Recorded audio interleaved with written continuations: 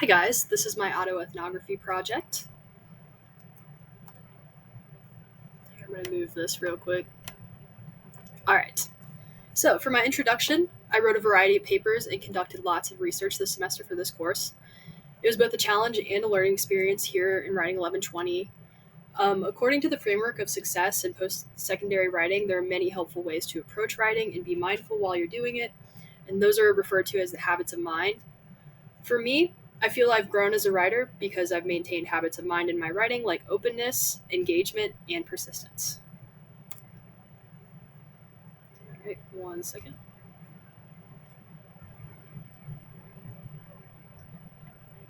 All right, one moment.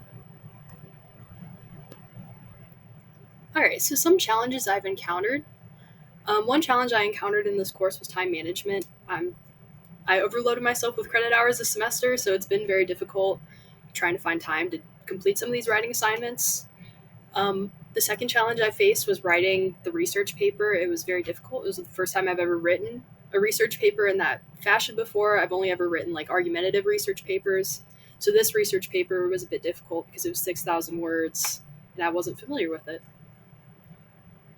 All right, so the way I overcame these challenges, for time management, I started my papers earlier and I was able to complete all of my writing assignments on time for this class. Another way I overcame the stress of writing was by going to office hours and listening to peer feedback. So that was a good way to get started early and like figure out what I was having troubles with and stuff like that. All of these skills allowed me to complete this course successfully and understand what was required of me as a research writer and a student in Writing 1120. All right. So, for the habits of mind, I maintained openness as I approached my writing through peer reviews. I did this by reading my peer reviews and adjusting my writing to better communicate and construct my ideas and findings. So, one example, I also mentioned this in my introduction to the ePortfolio. I changed my topic question to better reflect and communicate my findings for my future research paper. I did this by just changing the wording. I originally had it saying how, and then I originally had it saying are, and then I ended up saying how instead to like expand topics that I could talk about in my research paper. And I'll show you. All right. So right here is where I changed it. I had someone tell me that I should change R to how, and that would give me more topics to talk about in my actual paper that I was going to write in the future. All right. And then my next example was my revised version of my research project. Based on peer and professor feedback, I organized my methods section differently. I organized it by ideas rather than survey and interview instrument. And I'll show you this as well. This is a big paper. All right. One moment.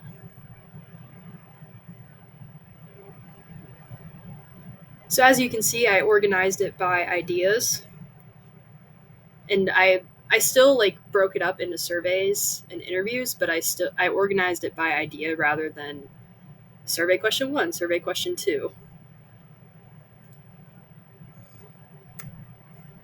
All right, and then here's some examples of the peer review. Here, I'll move my screen again. Here's some peer review for my initial version research project. And then this was for my project description that I just talked about.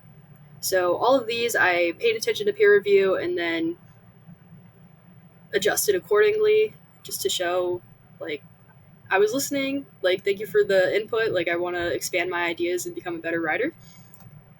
All right. Okay.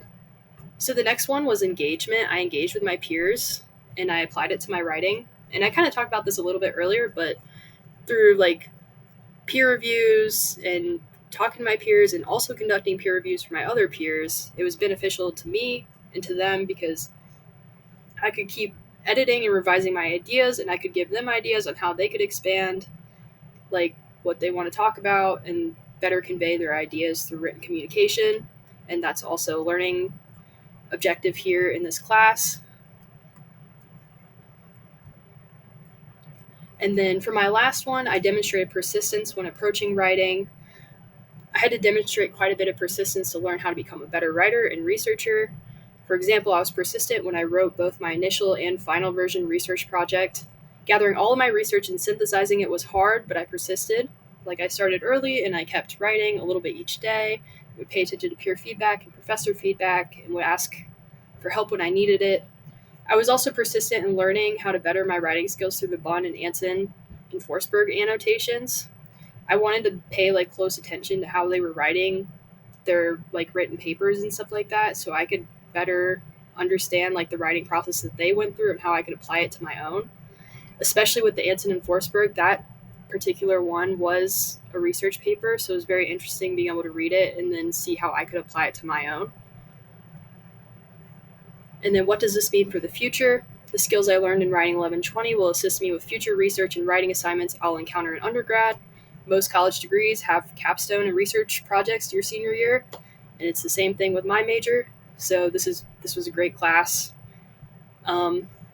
Organizing and synthesizing peer-reviewed secondary and primary sources will be an important skill to apply in future research and capstone courses. And peer review and writing multiple drafts for revision will be useful approaches to writing large papers and projects. And then in conclusion, Writing 1120 assisted me in growing and attaining new skills as a writer here at BGSU. Learning new habits and approaches toward writing allowed me to overcome my writing challenges and apply them to the future. So, yeah.